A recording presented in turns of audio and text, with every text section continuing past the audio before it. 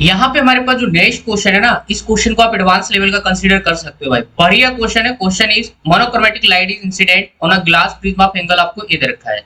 If the refractive index of the material of the prism mu दे रखा है, a ray incident at an angle theta on the face AB would get transmitted through the face AC of the prism provided, ठीक है। And this question ही asked in JEE 2015। Option आपको दे रखे just to can see. ये समझते हैं भाई, question बहुत ही लाजवाब है। तो यहाँ पे देखिए लाइट आपके पास थीटा एंगल पे इंसिडेंट कर रही है, आफ्टर रिफ्रैक्शन ही कुछ ऐसी जाएगी, उसके बाद यहाँ पे ट्रांसमिशन कराना, ठीक है। यहाँ पे भी आपको नॉर्मल कुछ ऐसा बनेगा। ये एंगल हमारे पास R1, तो ये वाला कितना हो जाएगा R2। क्लियर है? तो ये लाइट ऐसे जाएगी, है ना। अगर यहाँ पे TIR कराना है तो R2 की value must be greater than critical angle, ठीक है। तो सबसे पहली बात यहाँ पे ट्रांसमिशन बोला हुआ है, ठीक है। AB would get transmitted through the face AC। तो यहाँ पे R2 की जो वैल्यू, मैं आपको कंडीशन बता देता हूँ ट्रांसमिशन के लिए, ठीक है। ट्रांसमिशन के लिए अगर लाइट को AB फेस से ट्रांसमिट करना है, मर्ज करना है, बाहर निकलना है, ठीक है। तो इसके लिए यहाँ पे क्या होगा, हमारे पास जो R2 की वैल्यू होगी, ये एंगल ऑफ इंसिडेंट होगा ना इस फेस के लिए, तो ये R2 जो होगा that is less than critical angle. ये तो आपको बात मालूम होगी भाई, रिफ्रैक्शन कराना है तो हमारे पास इंसिडेंट एंगल की जो वैल्यू होगी वो क्रिटिकल एंगल से क्या होना चाहिए, कम होनी चाहिए। अगर मुझे TIR कराना होता तो एंगल ऑफ इंसिडेंट बोले तो R2 must be greater than क्या होना चाहिए था, C होना चाहिए था, ठीक है। तो क्वेश्चन में जैसा बोला गया है उसी के अकॉर्डिंग अपने को डील करना पड़ता है भाई। क्लियर है? तो हमारे पास ये कंडीशन फर्स्ट मिलेगी कि R2 लेस देन C हो जाएगा फॉर ट्रांसमिशन, राइट।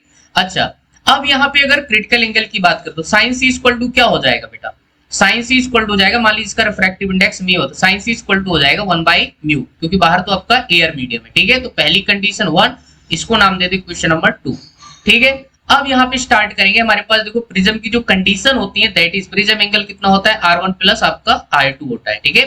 तो अगर हम यहाँ पे R2 निकाले तो हमारे पास कितना हो जाएगा, A माइनस R1 हो जाएगा, पहली बात, ठीक है। ये मेरे पास आ जाएगा बेटा, आया समझ में। अच्छा, अब यहाँ पे आप क्या कर सकते हैं, आप यहाँ पे देखो थीटा भी अपने को चाहिए होगा, ठीक है। तो आप यहाँ पे स्नेल्स लॉ भी लगा सकते हो। तुम्हारे पास स्नेल्स लॉ क्या आ जाएगा, N1, इस मीडियम को N1 बोल दो और अंदर वाला मीडियम आपका N2 हो जाएगा।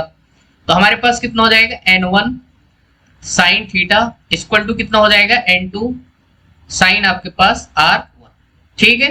N1 तो आपके पास 1 है और यहाँ पे हो जाएगा साइन थीटा, N2 की वैल्यू म्यू दे रखा है और यहाँ पे हो जाएगा साइन R1, ठीक है। तो ये हमारे पास यहाँ पे आ जाएगा भाई। यहाँ पे कितना आया, साइन थीटा इक्वल टू आपके पास म्यू साइन R1, ठीक है। तो यहाँ से हमारे पास R1 इक्वल टू हो जाएगा sine theta divided by mu और आपके पास यहाँ पे साइन इनवर्स, ठीक है। ये चीज आ जाएगी। और साथ ही हमने अभी भी क्या निकाला है, यहाँ पे आपके पास क्या निकाला है, R2 लेस देन आपके पास C था। और हमारे पास यहाँ पे एक कंडीशन और निकाला है, A equal to R1 plus R2, ये तुम्हारे पास फार्मूला होता है। और यहाँ से हमारे पास जो R2 निकल के आया है वो A माइनस R1, ठीक है। इसको यहाँ पे सब्स्टिट्यूट करेंगे तो हमारे पास A minus R1 less than C हो जाएगा। और हमारे पास यहाँ पे A माइनस C और ये लेस देन आपके पास R1 हो जाएगा। क्लियर है? तो आपके पास यहाँ पे ये चीज आ जाएगा। अब यहाँ पे क्या कर सकते हैं, R1 की वैल्यू आपको ऑलरेडी यहाँ पे मालूम है, ठीक है। तो यहाँ पे आप सब्स्टिट्यूट कर सकते हैं। वैल्यू सब्स्टिट्यूट करेंगे तो हमारे पास A minus sine inverse 1 divided by mu, क्योंकि आपको मालूम है साइन C इक्वल टू क्या होता है 1/μ, तो C equal to sine inverse 1/μ हो जाएगा, ठीक है। लेस देन R1 की वैल्यू यहाँ से मिल जाएगा, दैट इज आपके पास साइन इनवर्स साइन थीटा और यहाँ पे बन जाएगा आपके पास म्यू। क्लियर है?